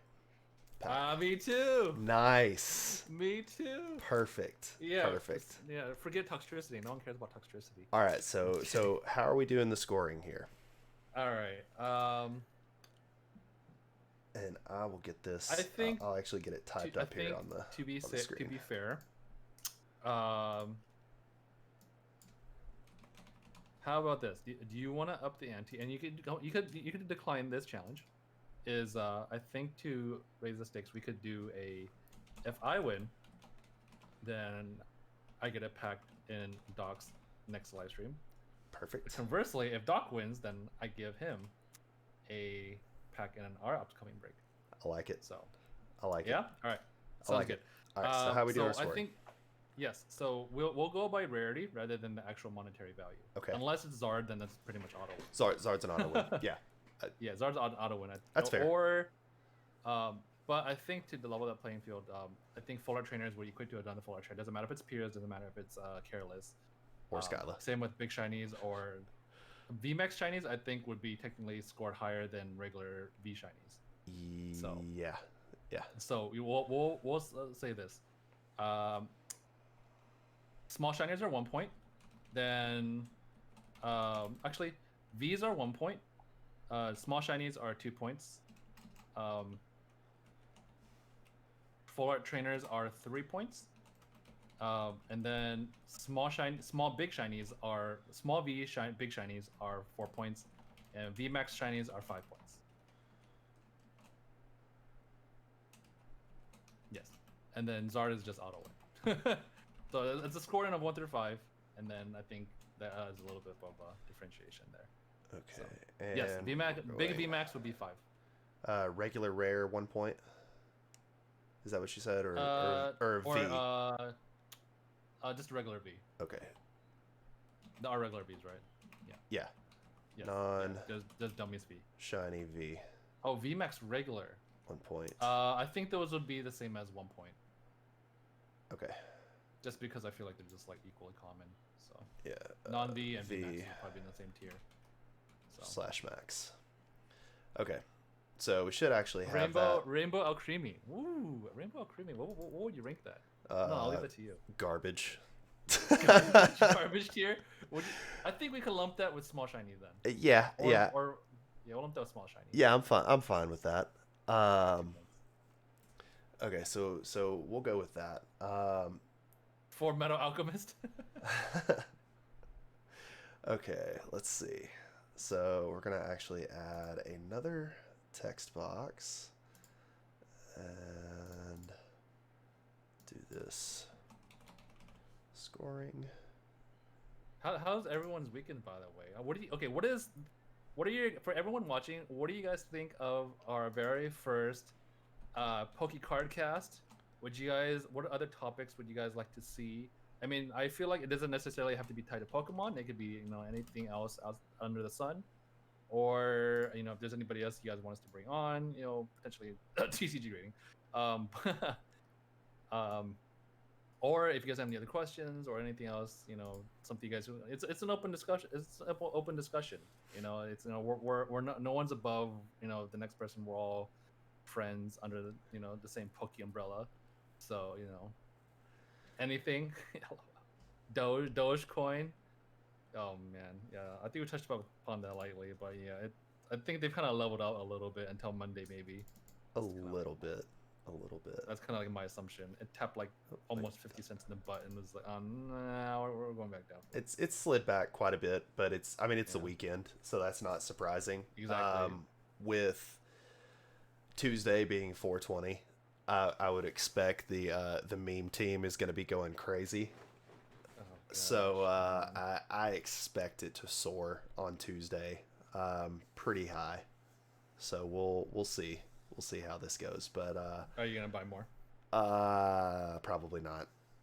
No, I'm probably just gonna stick with what I got and just let it be. If it slides back below 20 cents this weekend, maybe Run for the hills. Maybe if it slides for the hills. Yeah, if it slides back below 20 this weekend, I may scoop up another healthy bit and just see what it does next week, because I really do feel like it's gonna skyrocket again. Don't doubt Papa Elon, man. Dude, never doubt your vibe. So 200 million Dogecoins were dumped Friday afternoon. It slid down from almost a billion Dogecoin to 700 and some odd million, or almost a trillion, slid back to 700 and some odd billion. I don't remember. It was one of the two, but it slid back about 20% on the actual market share of it. Okay, so you want to just do this one pack at a time? All right. Yeah. Well, since I guess you're the host, then I guess you could take first. Unless you want me to, then you can make the decision. Hey, we'll leave it to you. Does not matter to me. I'll go ahead and go first. Cool. I'm gonna go. Corviknight? Yeah, actually. We can do Zard pack last. Zard pack last. Corviknight, Dragapult, Zard pack last. All right, so we'll do this rather than me trying to flip a cam and doing all that stuff. I don't even have my top down set up. Yeah, I don't. Do front forward. I don't have my phone out here, so. Oh god, this is gonna be hard to do with the light coming straight on at me. Okay, there we go. It's good enough. First up. All right, 1, 2, 3, 4. All right. Hopefully people got that. Dark energy. No snipers. Just kidding. Grookey. All right, darkness energy. Gym trainer. I'm gonna go over this. Rusted sword. Trapinch. It's delayed, so I'm gonna hear a shout, and I won't even know what it is until after it catches up. Shinx. Coughing. Weasel. Hey, amazing rare Kyogre. Shoot, we didn't think to factor in amazing rares. What, you both pull a Zard? Oh my gosh. We didn't think about amazing rares. What do we? Oh, amazing rares. Okay. Small same as a small shiny. Yeah. Let's go with that. Okay. Amazing rares, small shiny. So that's 2 points, and Celebi. So got 2 points on that one. Yay! Doc's up 2 points. Okay. What did I do with that? Alrighty. Box. All right, so I'm at 2. Let me see what I get here.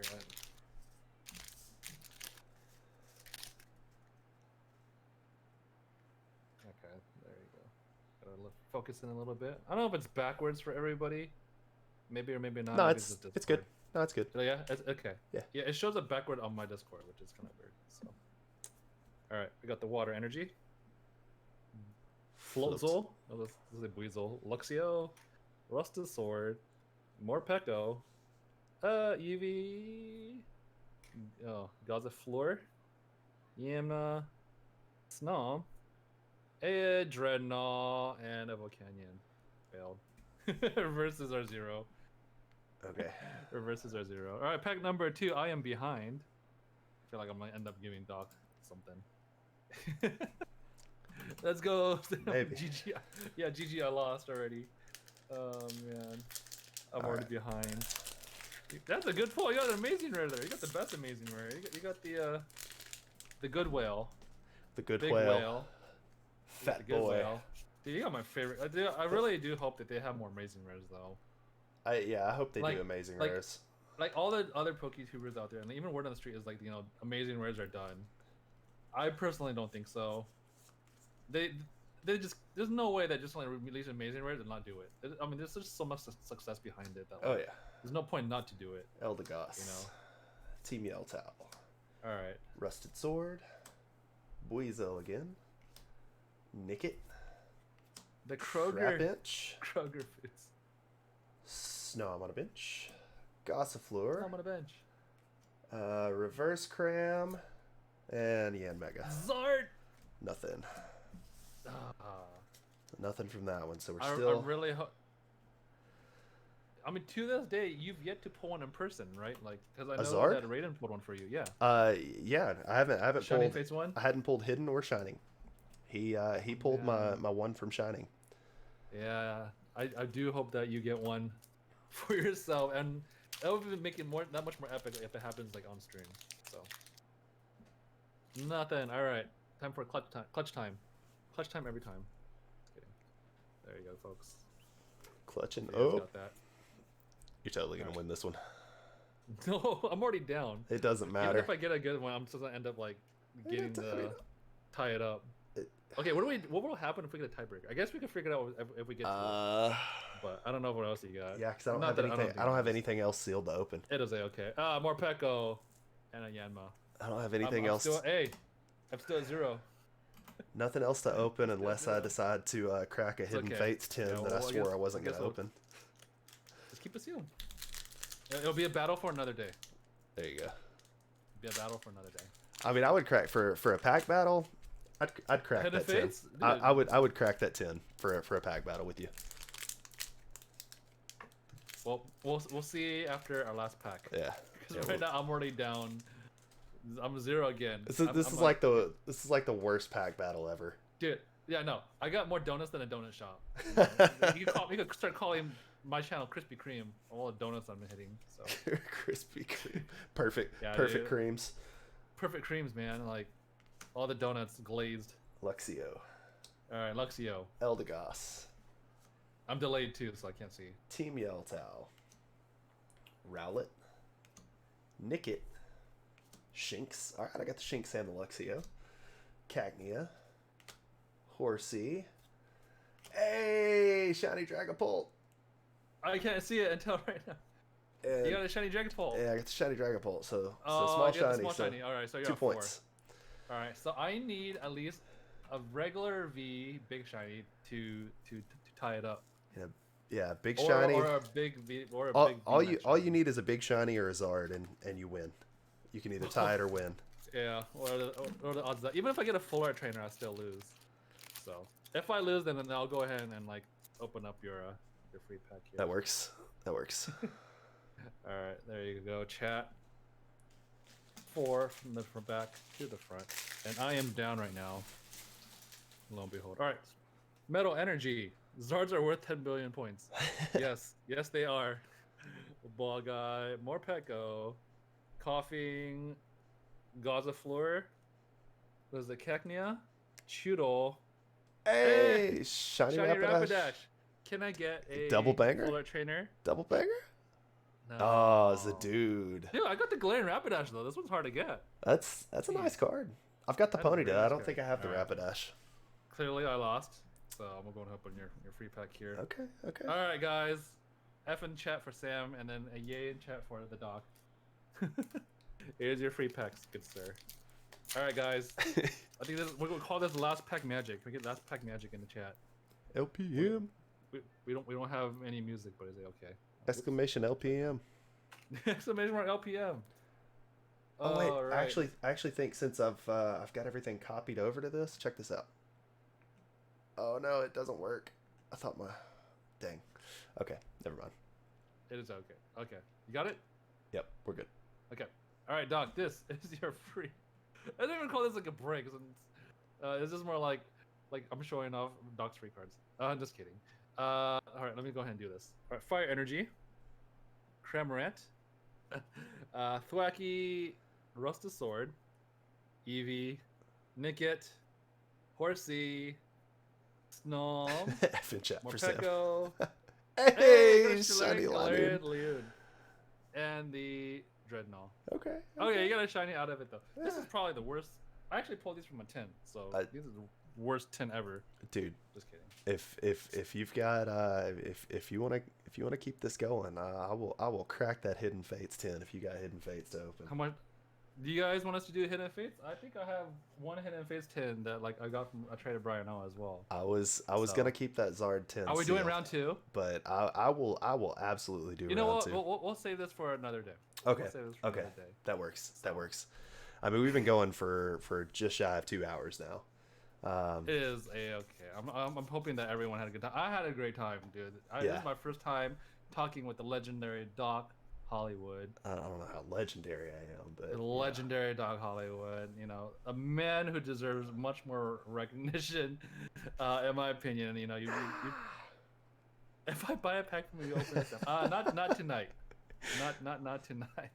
We'll save it for Tuesday when we're back to our when we're doing our breaks. So yeah, for sure.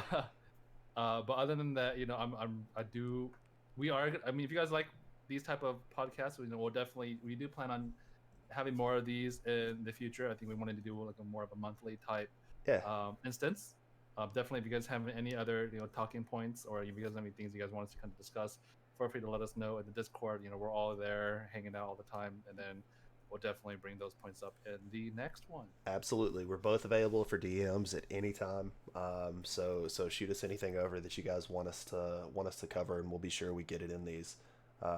Because we would like to do these, at least once a month, which I think would be good. You know, the market shifts pretty quickly in Pokemon. Yes. So yeah, a month makes a lot of difference. Especially with Chilling Reign coming up. Yeah. That I actually am curious to see how insane that's going to be in terms of like its impact. Yeah. For all we know, like I maybe this is pure speculation, but maybe towards like even August, after considerable amount of time has passed, for the market to cool down a little bit, that we'll start seeing Pokemon products on the shelves. So I guess we'll see. Hey, the Final Boss won. Thanks for the follow. Hey, Final Boss won. Yeah, it'll be interesting. We'll see how it goes, but we'll let you guys get out of here. Sam, thank you so much no problem. for getting together with me tonight. This as well. Yeah, this has been a blast. So we'll cool beans. We'll definitely do this again soon enough. Yes. Otherwise, I will catch you on Tuesday.